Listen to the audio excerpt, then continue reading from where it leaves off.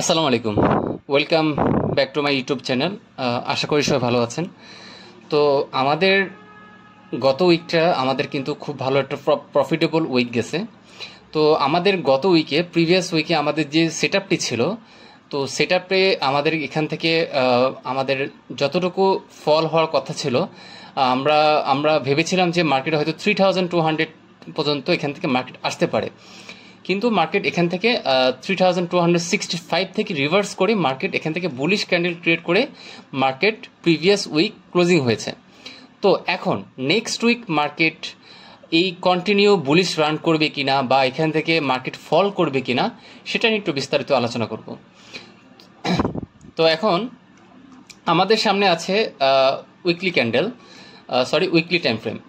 তো এখন weekly time ফ্রেমে যখন আমরা দেখতে পাই মার্কেট কিন্তু এখানে খুব সুন্দর একটা এভিডেন্স কিন্তু আমাদের এখানে ক্রিয়েট করে রাখছে, সেটা হচ্ছে স্প্যানিং ক্যান্ডেল। ওকে, তো মার্কেটে যখনই আপনার স্প্যানিং ক্যান্ডেল এখানে যখন ক্রিয়েট করবে তখন কিন্তু খুব ভালো একটা চান্স থাকে যে মার্কেট এখান থেকে ফল করতে পারে। ঠিক আছে, মার্কেট এখান থেকে ডাউন করতে পারে।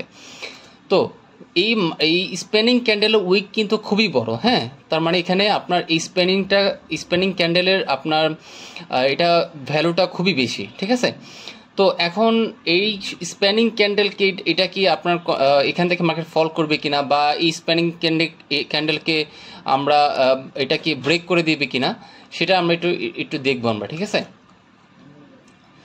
তো এখন এটা আমরা এখান থেকে উইকলি টাইম ফ্রেমের আগে আমরা এখান থেকে স্ট্রেট লাইন ড্র করে নেব। এটা হচ্ছে স্ট্রেট লাইন উইকলি ক্যান্ডেল।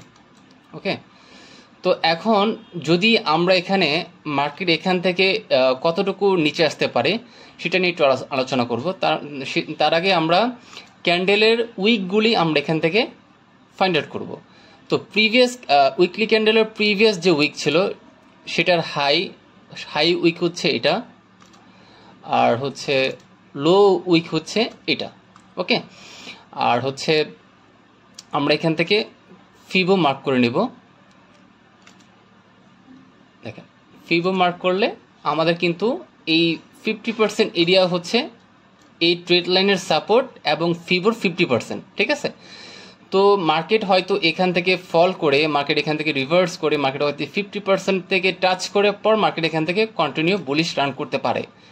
এটা হচ্ছে আমাদের উইকলি টাইম ফ্রেমের আমরা যে সিনারিও সেটা আমরা দেখলাম।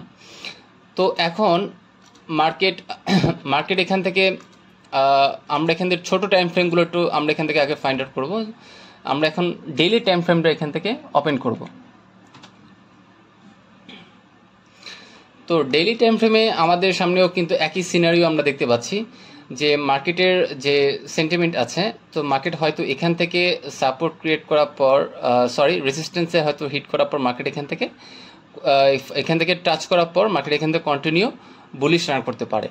তো আমাদের নেক্সট টার্গেট যদি এখান থেকে বিয়ারিশ কোনো যদি আমরা সেন্টিমেন্ট দেখতে পারি, তার মানে এখান থেকে মার্কেট আমরা এখান থেকে টার্গেট রাখতে পারি, সেটা হচ্ছে 3190 অ্যান্ড 3185।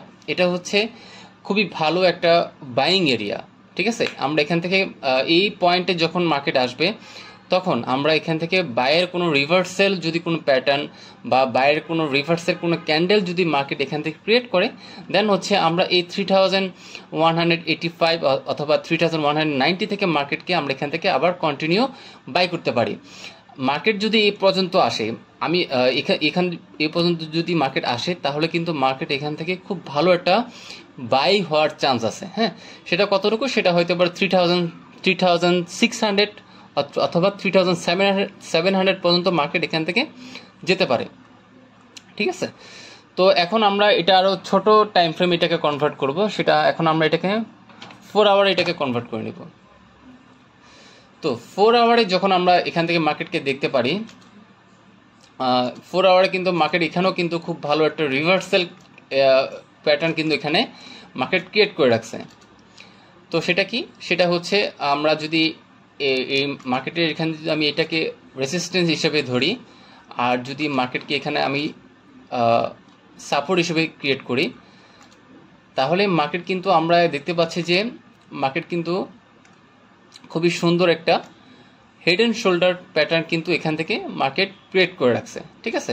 এটাও কিন্তু একটা রিভার্সাল সংকেত যে মার্কেট এখান থেকেও এটা ব্রেক করে দেওয়ার পর হচ্ছে এটা হচ্ছে হেড অ্যান্ড শোল্ডারের নেকলাইন এরিয়া, ঠিক আছে। এটা হচ্ছে head and shoulder neckline area. যদি market previous next week market যদি এই রেসিস্টেন্সকে আপনার হিট করার পর যদি এখান থেকে রিজেকশন আসে, হয়তো মার্কেট এখান থেকে আবার এই সাপোর্টে এসে হয়তো এটাকে ব্রেক করে দিতে পারে। যদি এখান থেকে ব্রেক হয় তাহলে মার্কেট নিশ্চিত এখান থেকে মার্কেট এই পর্যন্ত ডাউনফল করতে পারে, ঠিক আছে। সেটা কতটুকু, সেটা হচ্ছে 3190। এটা হচ্ছে আমাদের নেক্সট বাইং এরিয়া। আর এটাও কিন্তু আমাদের খুব সুন্দর একটা পয়েন্ট যেখান থেকে মার্কেট এখান থেকে আসতে পারে, ঠিক আছে। যদি এখানে আসার পর এখনো কোনো বাইয়ের সংকেত আমরা দেখতে পাই তো মার্কেট এখান থেকে বাই হয়ে যাবে, ঠিক আছে। আর যদি মার্কেট যদি এখানে কিন্তু আরেকটা সিনারিও হতে পারে, যেহেতু market next week previous week market কিন্তু ক্লোজিং হওয়ার সময় এখানে কিন্তু একটা ভালো একটা ক্যান্ডেল ক্রিয়েট করে রাখছে। সেটাও কিন্তু এখানে বুলিশ ক্যান্ডেল মার্কেট কিন্তু ক্রিয়েট করছে।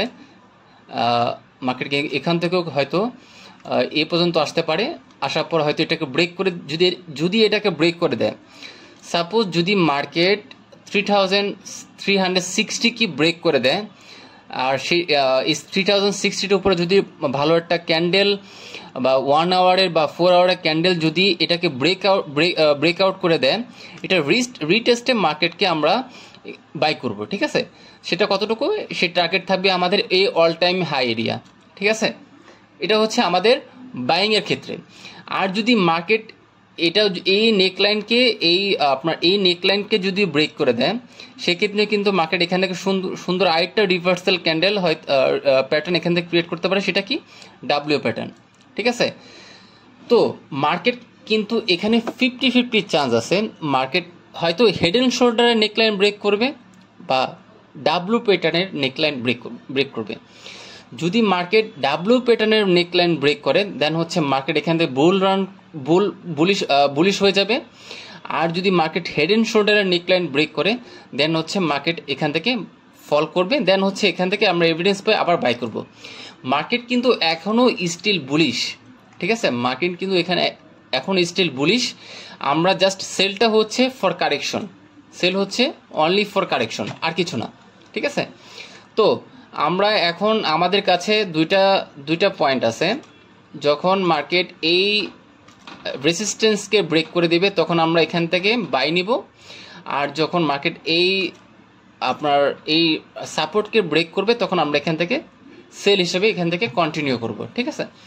তো আমাদের এখন নেক্সট উইকে ট্রেড করার জন্য আমাদের সর্বপ্রথম দেখতে হবে যে মার্কেট কোনটাকে ব্রেক করবে।